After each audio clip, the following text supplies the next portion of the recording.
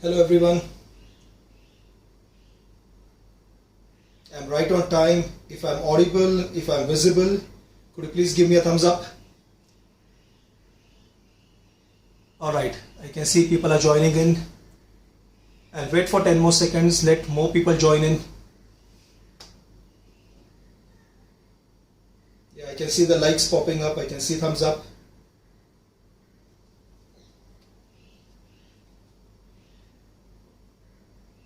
Alright, let's begin. So welcome everyone for the third episode on Squats 101, and today is the last episode where we'll be discussing about the mobility and stability needed for squats. But before we could step into the topic, let's have a quick recap. Not a quick recap, I would say that. Let's summarize what we discussed so far in the previous two episodes. So those who had missed it, could get to know the link of today's discussion.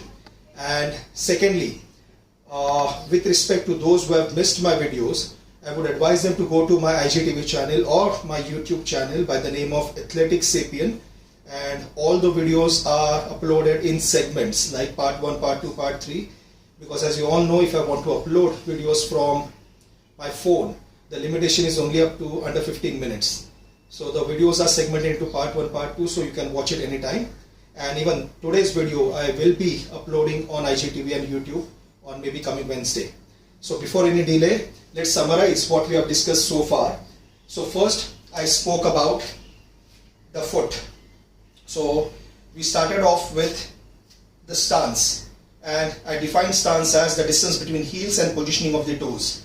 So distance, would be either as per shoulder width, or it could be slightly wider than shoulder width, because that's your base of support. Choose any of the two and make sure which is more comfortable for you. Secondly, the positioning of the toes. Now, the limb length proportion, that is anthropometrical symmetry or asymmetry, and the anatomy of the hip joint. Whether your hip joint is like a deep socket or whether it's like a shallow saucer. So depending on these two factors, you could decide to keep your toes either pointed straight or pointed out. If the socket is quite deep, which restrict the movement around the hip joint, you can keep your toes pointed out so that knees can travel in the direction of your toes and the hip bucket can drop straight like an arrow. If you have good mobility, because your hip joint is more like a saucer, you can choose to keep your toes pointed straight. So that is anatomical difference between person A and person B. So two things: stance, positioning of the toes. Then I spoke about activation of the feet, which was tripod. So when you regard your foot like a tripod, consider the base of your first toe as point A, the base of the fifth toe as point B, and the center of the heel as point C. So your body weight should be evenly spread amongst all 3 points. Nevertheless, you should feel like your body is falling forward or falling backward. So never push through only heels, neither through the toes. The push or the load should always come from all 3 points even and comprehensive. And this is one of the reasons the maintenance of a foot arch is quite crucial. So how do you activate that? So it's like you're trying to actively push the floor down with your feet even though you are standing upright. Which means your feet are not just simply placed on the floor, they are actually rooted with the floor.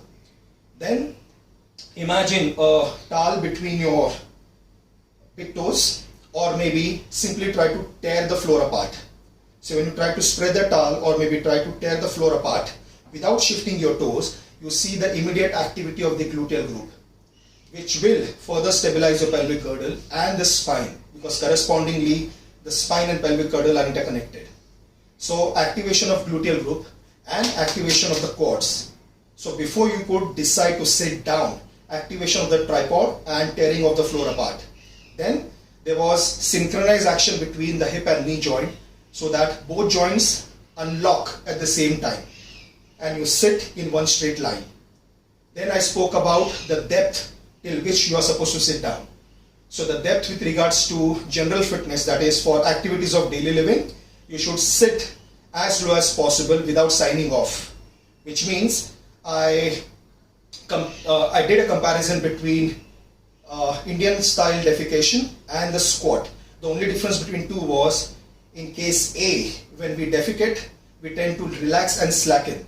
But in case of squat, correct, we make sure that the tension is all across the body. So we don't sign off at the bottom. So depending on the joint mobility, which should be full, you should be able to squat as deep as possible. That's one. With respect to specific sports, correct, like a competitive sport of powerlifting, so it has a passable range where the glutes are little below the knee. So that's the passable range.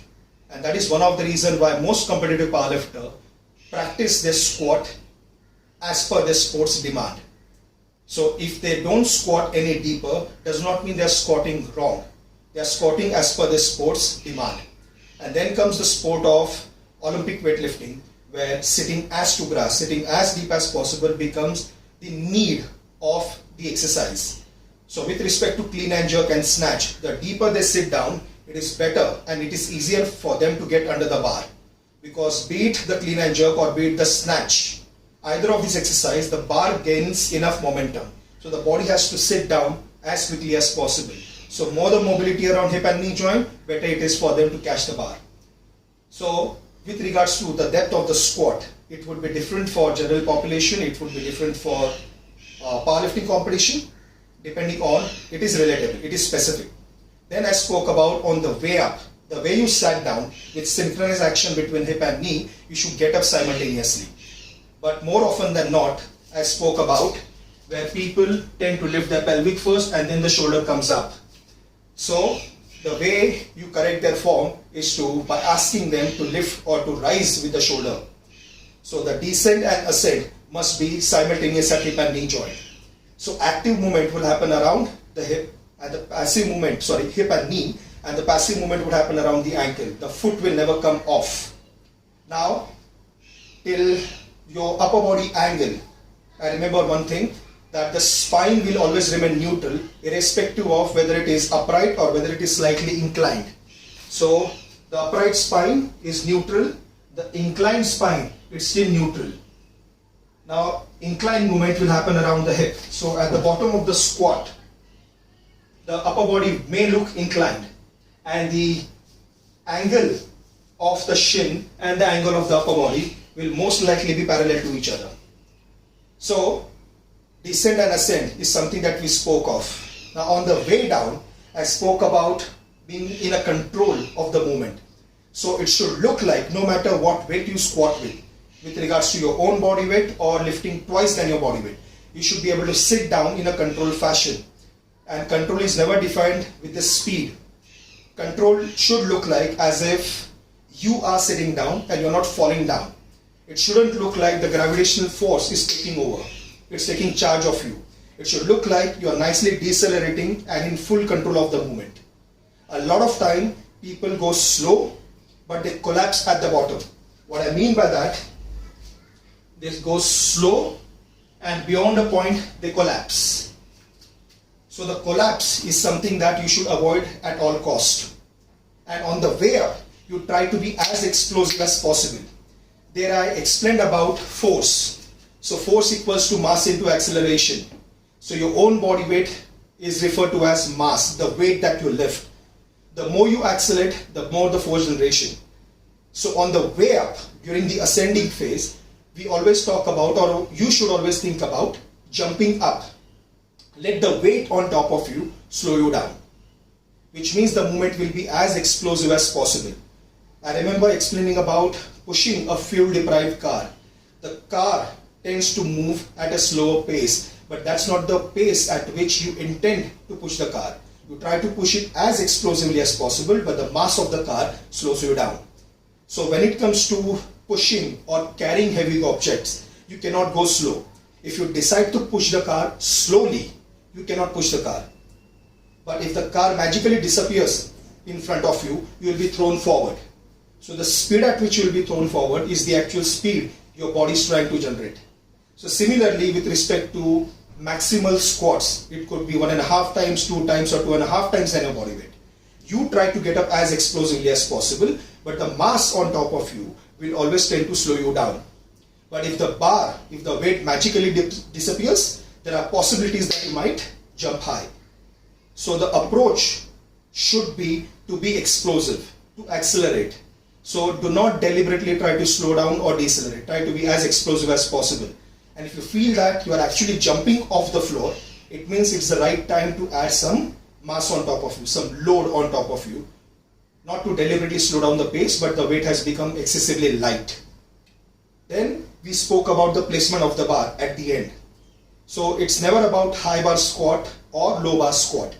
It's about, again, this was the last point where before we signed out, at the bottom of the squat, the center of the foot is your center of gravity. So if you draw an imaginary line, wherever the line goes, either on the top of the trapezius or around the spine of scapula, which is right above the posterior deltoid, wherever that line passes, that's the point where you are supposed to keep the bar.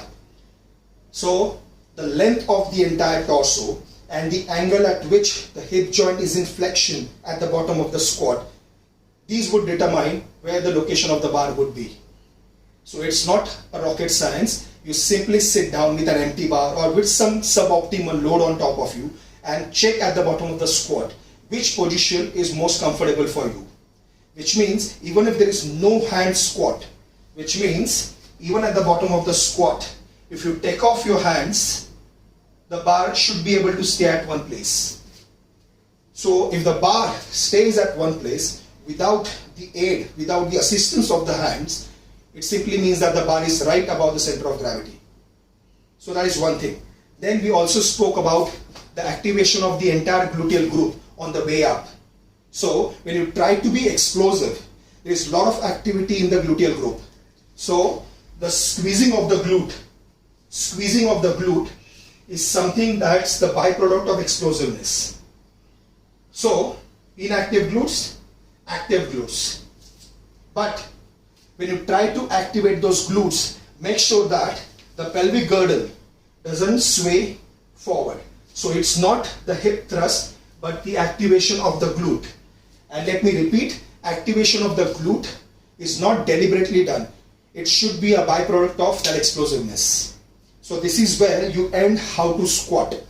Now to be able to squat so gracefully, first of all, you should need enough and adequate mobility around joints. So being a multi-joint movement, hip, knee are actively involved, whereas ankle will move passively.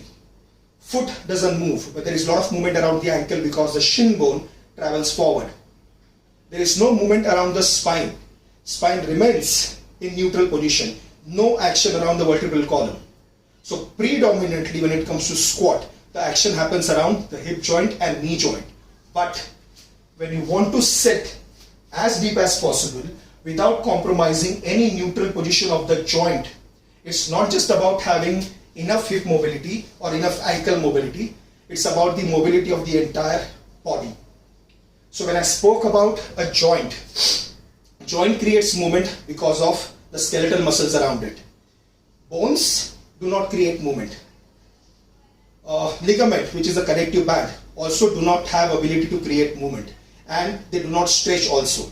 If they stretch, if they possess, I would say, plasticity, which means ability to stretch or extensibility, the stability of a joint will get compromised. So all these connective bands, including ligaments and tendons, they possess a lot of tensile strength. They hold two objects together. So the movement around joint looks smooth and effortless because of the elasticity of the muscle. So ability to stretch and regain its original length. That's called elasticity. So this elasticity is possessed by skeletal muscles and the fascia around it. So fascia is nothing but a connective band, just like skin is a connective band. Fascia is a connective band that connects one muscle to the another. So I remember speaking about, although calf, hamstrings and glutes are different muscles anatomically and location wise, but they all are connected to each other through one layer of fascia. And the fascia doesn't end here. It starts from the heel, going all the way across the posterior chain, then connecting your lats, then connecting your traps and inserting at the base of the skull. So that is called your posterior fascia.